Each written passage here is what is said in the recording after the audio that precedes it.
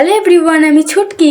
আজকে বাড়ির কিছু গাছের যত্ন নেওয়া যাক। চল, এখানে আমি একটু নিয়ে নিচ্ছিলাম জৈব সার অর্থাৎ গোবর সার। এটা বাড়িতে বানানো সবার পক্ষে নর্মাল যে সারটা হয় সব গাছে বা সব সবজিতে দেওয়া যায়, সেই সারটাই নিয়ে নিচ্ছিলাম হাফ বাটির মতো। দুটো একসঙ্গে ভালো করে মিক্স করে যে গাছগুলো দেখতে পাচ্ছ, এই গাছগুলো সব আমার নিজের হাতে বানানো। আর এখানে দেখো একটা ছোট টবে করে ফুলের গাছ লাগিয়েছিলাম, সেখানে এত শিকড় চলেছে, সেই শিকড়ের জন্য আর গাছটা ভালোভাবে বাঁচতে পারলো না, মারা গেছে। তারপরে গোবর সার আর এমনি সারটা একসঙ্গে ভালো করে ভেঙে ভেঙে নিচ্ছিলাম, কারণ ডালা ডালা হয়েছিল।